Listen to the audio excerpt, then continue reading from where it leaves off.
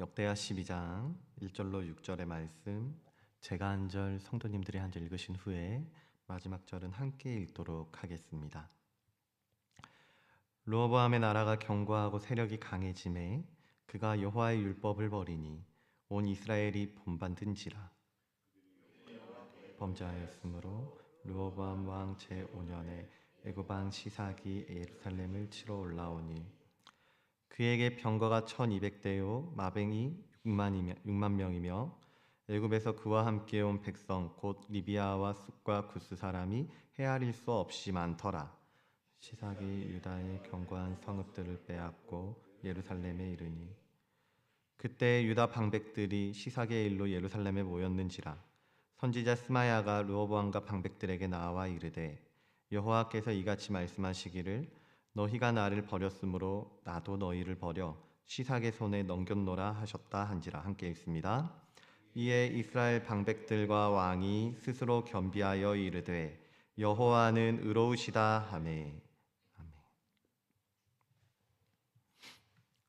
지난 금요일 특세 때 우리가 한번 들었던 인용구인데요. C.S. 루이스는 우리가 일상 속에서 무엇을 의지할 것인가? 라는 질문을 두고 있을 때 종곡을 던지는 말을 하나 해주었습니다. 제가 한 번 더 말씀드려 볼 것인데요. 특세 때 받았던 은혜와 감각을 한번 떠올려 보시면서 이런 인용구도 있었지 하면서 들어보시면 좋을 것 같습니다. C.S. 루이스가 얘기합니다. 우리가 가장 두려워하는 것은 오직 하나님만을 의지할 수밖에 없는 상태라고. 의지할 것이 하나라도 남아있는 한 우리는 결코 하나님을 의지하지 않는다.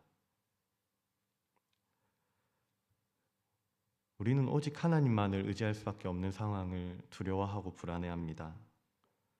왜냐하면 이러한 상황은 안정감이 없다라고 생각을 하기 마련이거든요. 그래서 불안하고 그래서 두려워하는 것입니다.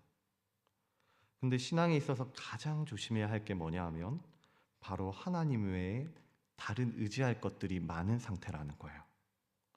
평안과 안정감을 느끼는 다른 이유들이 내 삶의 구석구석에 저변에 널려져 있는 것이죠. 오늘 르호보암의 이야기가 딱 그런 것 같습니다. 르호보암은 솔로몬의 아들이자 분열왕국 시대 남유다의 첫 번째 왕이었는데요.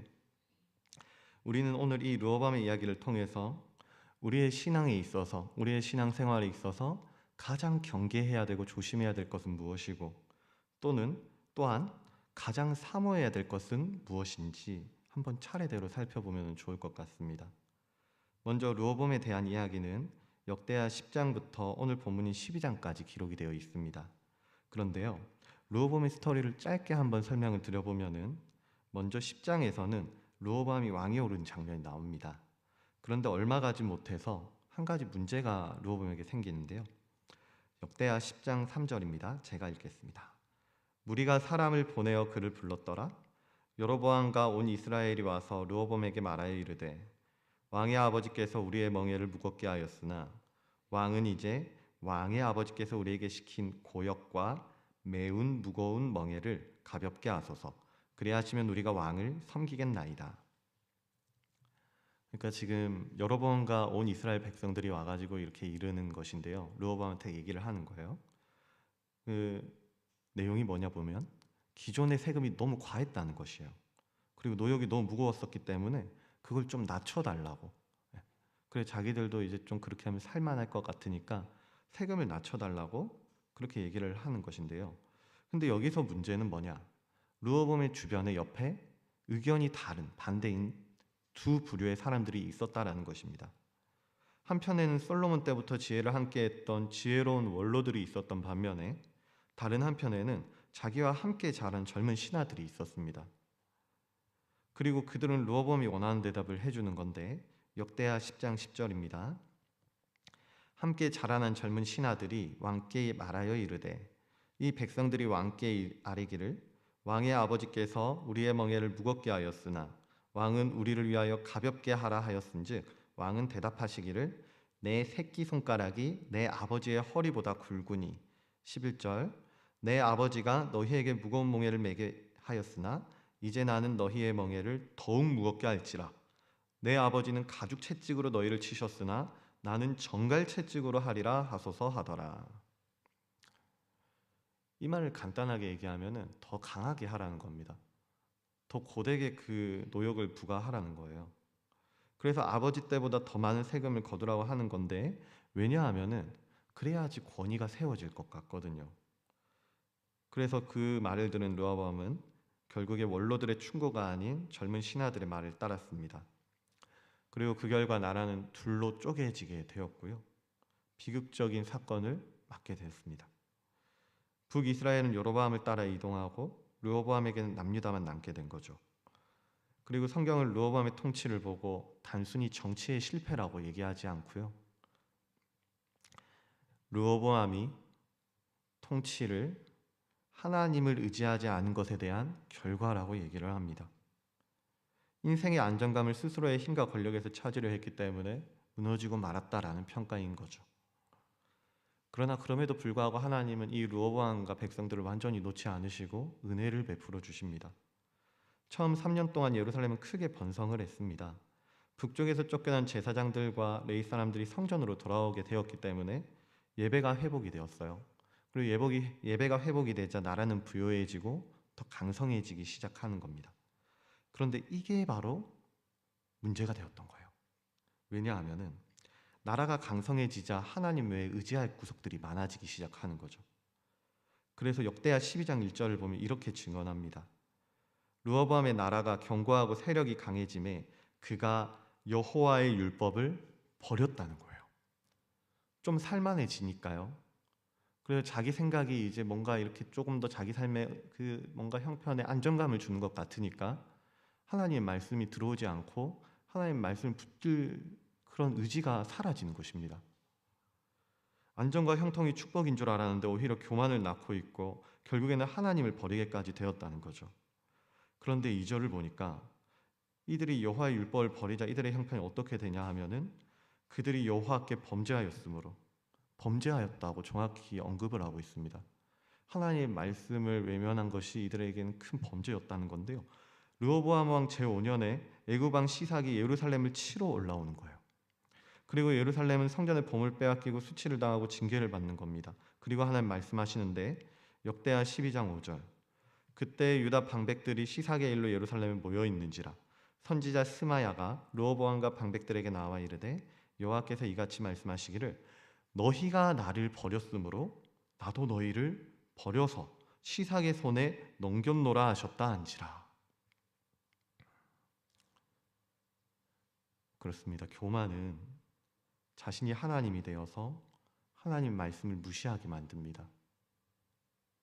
아니면은 겉으로는 하나님의 말씀을 잊고 있는 것처럼 이스라엘 백성인 것처럼 보이지만 정작 그 속에는 자기의 생각과 주관이 주인이 되어서 그 나라를 자기의 뜻대로 움직이게 만듭니다.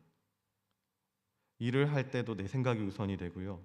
나의 능력과 주장이 앞서기 때문에 하나님의 말씀이나 마음은 더 이상 고려 대상이 아니게 되는 겁니다. 그런데요. 이에 따른 결과는 매우 처참합니다. 르호보암은 하나님을 버린 지 채 2년이 되기도 전에 징계를 받고 있는 거예요. 그러면은 되도록 우리에게 이런 일들이 일어나진 않았으면 좋겠지만 우리가 심판과 징계 앞에 서게 되었을 때 우리가 가져야 할 자세는 어떤 것일까요? 그것은 바로 자신의 잘못을 인정하고 겸손히 하나님 앞에서 회개하는 것입니다. 역대하 12장 6절을 한번 보시겠습니까? 이에 이스라엘 방백들과 왕이 스스로 겸비하여 이르되 여호와는 의로우시도다. 징계를 받은 상태입니다. 상황은 더 안 좋아졌고요. 풍전등화의 그런 형편이에요. 그런데 그 가운데에서 지금 이 백성들과 왕이 하는 것은 모범 답안을 보여주는데 그것은 스스로 겸비하여 그럼에도 불구하고 여호와는 의로우십니다라는 고백을 한다는 것이죠. 이 고백은 하나님의 심판은 마땅한 것이고 우리는 틀렸다라는 회개의 고백입니다.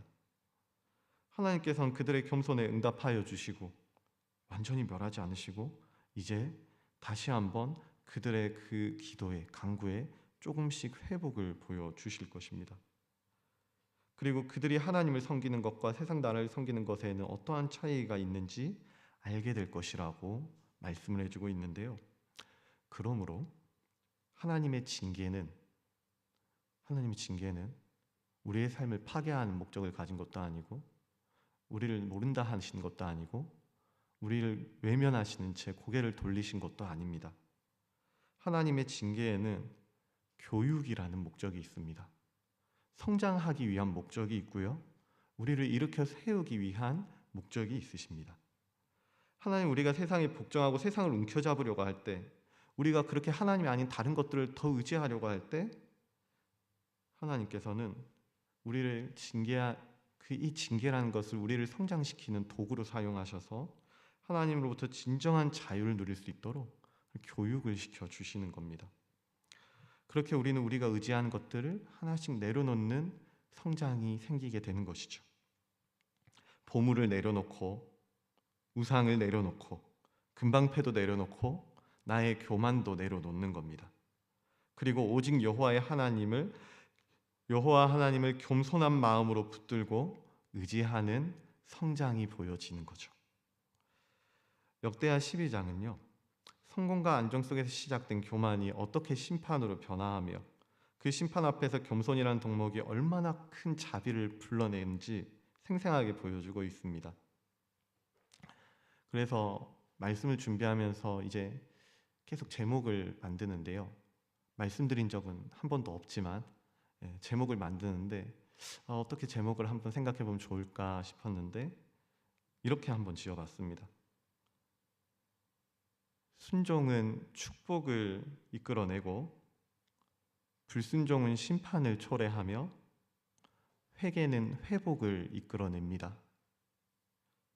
한 번 더 말씀드릴게요. 순종은 축복을 이끌어내고, 불순종은 심판을 초래하며, 회개는 회복을 이끌어냅니다. 하나님 앞에서 겸손한 마음으로 우리가 회개를 하며 나아갈 때 하나님께서는 그 마음을 긍휼하게 여기시고 가난한 자들을 회복해 하시고 일으켜 세우셔서 결국에 그곳 가운데 하나님의 회복이 임하게 될 줄로 믿습니다.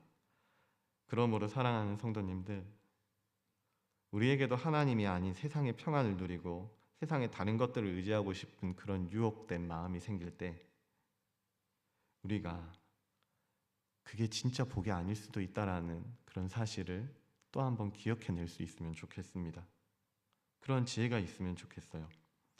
그래서 형통 가운데서도 겸손한 마음으로 주님을 찾을 수 있고 또 의지하고 또 한 번 더 붙잡을 수 있는 우리가 되기를 바라고요.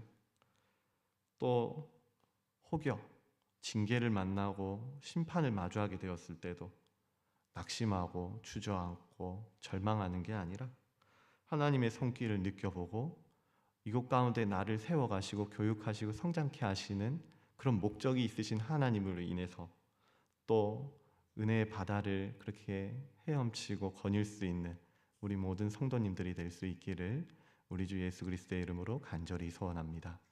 기도하겠습니다.